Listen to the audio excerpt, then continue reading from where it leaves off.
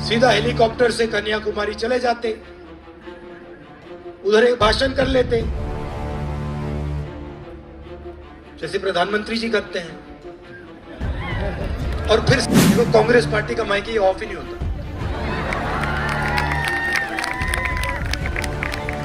फिर मैंने कहा, शुरुआत में मैंने कहा, भाइयों और बहनों, कांग्रेस के प्यारे कार्यकर्ताओं और प्रेस के हमारे मित्रों, अब ये हैं हमारे मित्र मगर मदद नहीं कर पा रहे। ये देखो, ये हंस रहे हैं।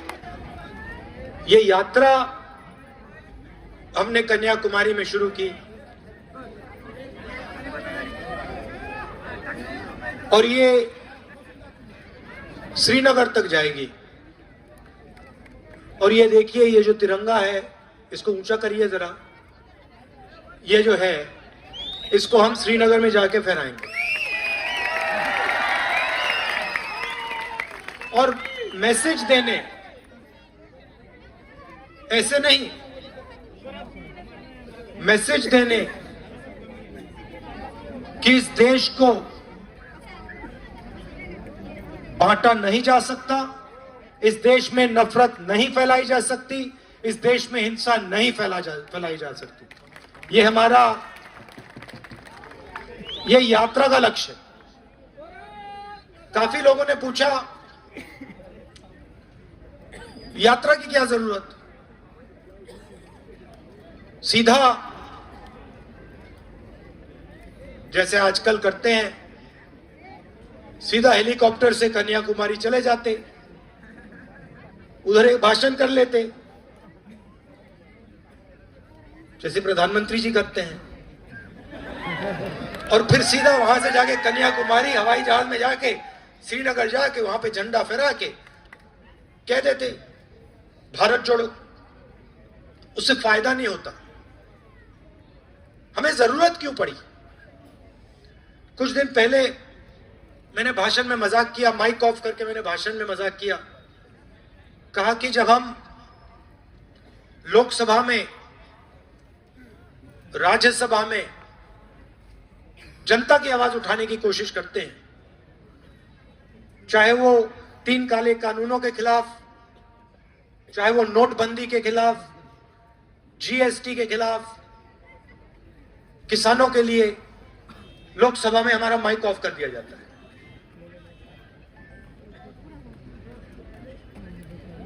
कैसे ऑफ होता भैया? किधर है? मैं दिखाना चाहता हूं। देखो, कांग्रेस पार्टी का माइक ऑफ ही नहीं होता।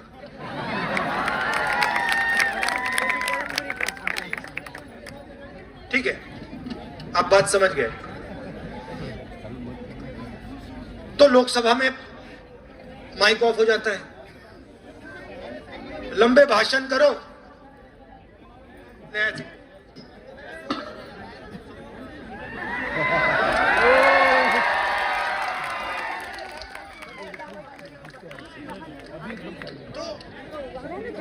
तो वो रास्ता बंद। फिर मैंने कहा, शुरुआत में मैंने कहा, भाइयों और बहनों, कांग्रेस के प्यारे कार्यकर्ताओं और प्रेस के हमारे मित्रों, अब ये हैं हमारे मित्र मगर मदद नहीं कर पा रहे। ये देखो, ये हंस रहे हैं। इनके पीछे लगाम लगा रखी है, वो कंट्रोल किसी और के हाथ में। ये बोलना भी चाहें, इनको अन्याय दिखे भी, ये बेचारे बोल नहीं पा रहे हैं, तो ये भी रास्ता बंद। तो जनता की आवाज उठाने के लिए सब रास्ते बंद हैं। हमारे पास एक ही रास्ता बचा। जिस सड़क पे जनता चलती है, उसी सड़क पे कांग्रेस पार्टी चले, कन्याकुमारी से कश्मीर चले और जनता की आवाज सुने और जनता को अपनी बात बताए। इसलिए हमने भारत जोड़ो यात्रा शुरू की।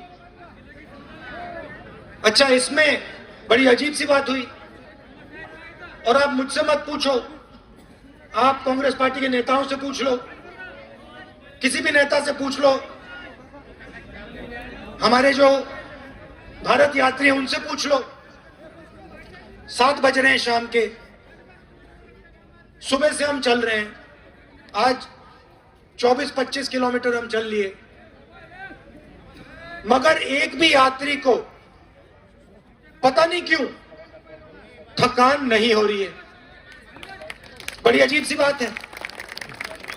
आमतौर से व्यक्ति सुबह उठता है, फ्रेश होता है और शाम को थक जाता है। यहां शाम को लग रहा है कि भैया अभी अभी पहला कदम लगाया। अब आप देख रहे हो, मैंने सोचा इसके बारे में, ये क्यों हो रहा है। इसका कारण है हम अपनी शक्ति का प्रयोग नहीं कर रहे हैं। हम आपका जो प्यार है और आपकी जो शक्ति है उसका प्रयोग कर रहे हैं, और वो हमें धकेल रही है पीछे से।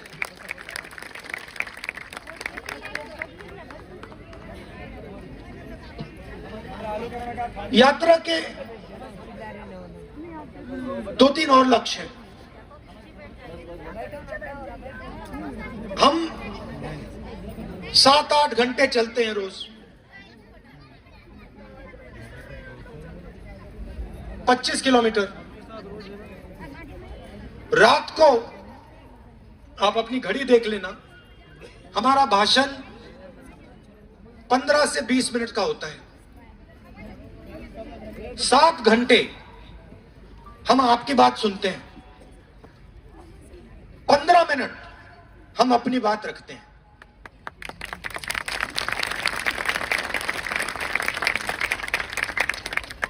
और आपसे बहुत कुछ सीखने को मिलता है। आज सुबह किसान से बात हुई,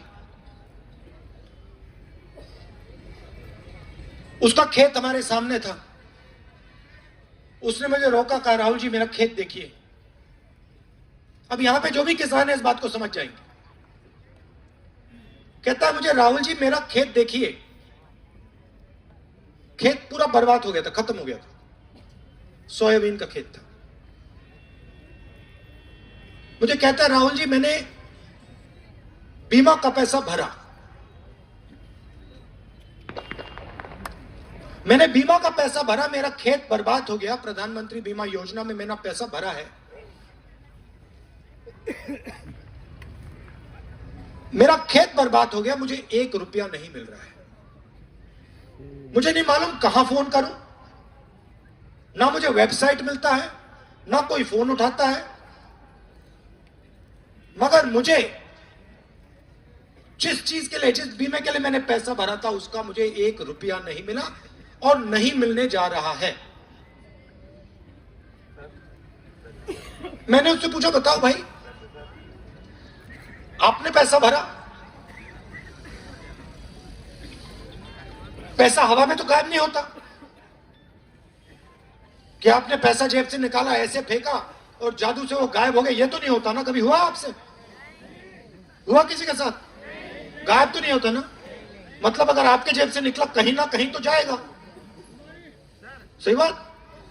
तो मैंने उससे पूछा भैया ये बात बताओ, ये अगर बीमा का पैसा आपकी जेब में नहीं आया तो किसकी जेब में गया? जवाब यही उसने दिया, यही जो आप कह रहे हो उसने कहा।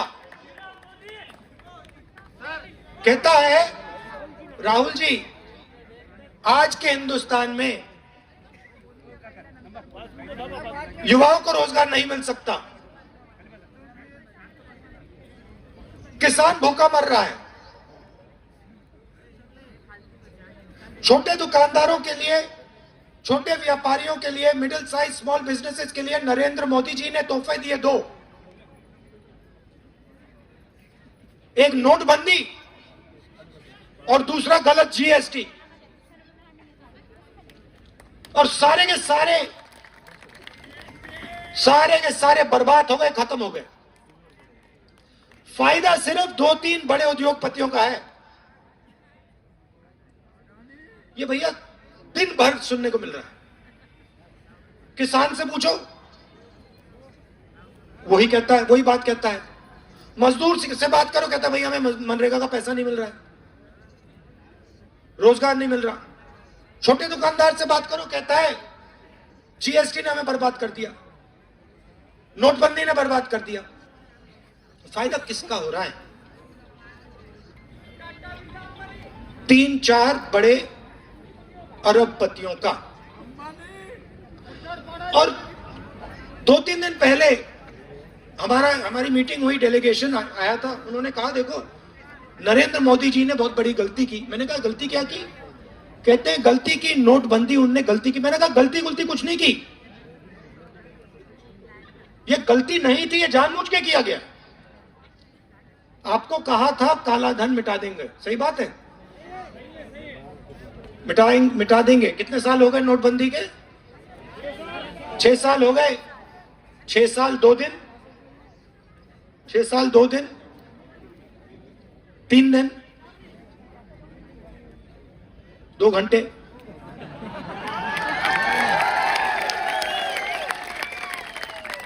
उन्होंने कहा था काले धन को मिटा दूंगा, मिट गया क्या? नहीं मिटा। 15 लाख आ गया? नहीं। तो जो इस देश में अपना खून पसीना देता है, जो देश को रोजगार देते हैं, जो देश को भोजन देते हैं, उनके लिए इस सरकार ने क्या किया मुझे बता दो।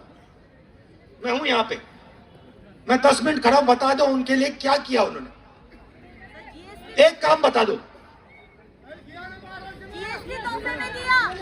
जीएसटी लगाया, नोटबंदी में फायदेमंद बात क्या की?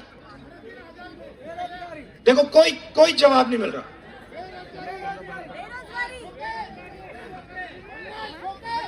अच्छा, अब बेरोजगारी की बात उसको छोड़ो, चलो महंगाई की बात करते हैं। मुझे बताओ यूपीए के समय गैस सिलेंडर कितना का था? 400। उस टाइम मोदी जी कहते थे 400 रुपए का गैस सिलेंडर है। आज कितने का है? आज मोदी जी कहते हैं 1100 रुपए का हो गया। पेट्रोल 60 रुपए का होता था, उस टाइम कहते थे 60 रुपए का पेट्रोल हो गया। देखो डबल होने वाला है। 106 रुपए का। मोदी जी कहते हैं कि 106 रुपए का पेट्रोल हो गया। तो ये कारण है भारत जोड़ो यात्रा के लिए। इस देश में